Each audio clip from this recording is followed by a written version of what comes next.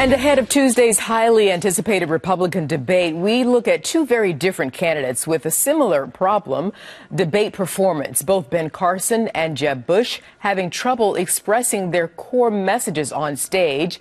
According to an editorial in the Wall Street Journal entitled Ben Carson's Jeb Bush Problem, it could cost each candidate the nomination. According to the writer, Carson fails to show detailed knowledge of important issues in the debate, and it's hurting his campaign, saying, quote, possibly the semi-opacity of Mr. Carson's remarks doesn't matter and charisma will win the nomination. But I doubt it.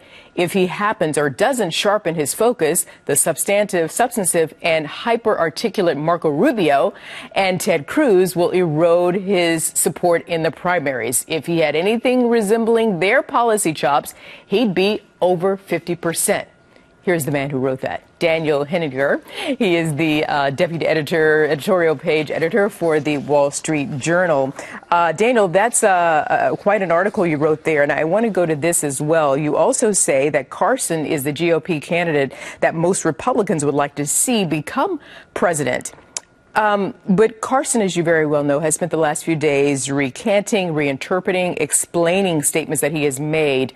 Does this change his likability status inside the party? And does this at all, Daniel, affect his honesty? I mean, in terms of polling, he's right there on top in terms of who Americans think is the most honest candidate. Yeah, I doubt, Arthel, that it's going to damage him very much. But the last few days have suggested that Ben Carson's candidacy is entering what I would call a red zone, an area where he's got to be careful. He is now the focus of attention.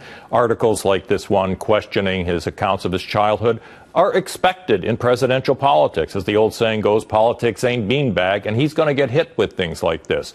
My issue, though, has been with his performance in the debates. And while he is coming across as very likable, people like his personal story, there will be a point where he has to start talking in a more articulate way about substance, the way Ted Cruz is, the way Marco Rubio is. And I compared him to Jeb Bush because Bush is probably the most experienced candidate in the debates, and he has been doing an extremely poor job of explaining his core ideas, the way Cruz and Rubio has. Right. And he's fallen in the polls. Those two are rising, and Ben Carson's right there at 23%. I think he can build if he starts talking more clearly about substance, but he has got to step it up. And then what about Jeb Bush? I mean, as you said, he's the choice as the most qualified candidate.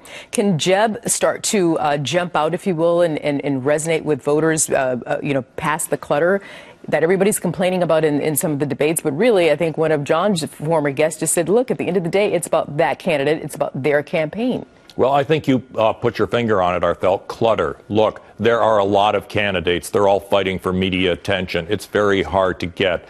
The debates have, well, this one will have 8 people on the stage, and it's all about personal impressions at this point. You don't have much more time to do anything than that. Jeb Bush has diminished the importance of these debates, saying out there in the campaign is where he'll show what he's got. But he has to understand that people's first impressions are coming off these debates. And I'm arguing that until he's willing to commit to memory, the way Rubio and Cruz have done, 3 or 4 core ideas and articulate them during those debates, people are going to keep wondering what is the point of his candidacy. And he can't get sidetracked by the jabs coming at him from other sides, basically, of the stage, that is. No, he can't. He's got to say what he wants to say. Okay. I want to talk to you more, but I'm running out of time. Daniel Henninger, always good to see you. Thanks, Good to see you, Daniel. Arthel. Thank you.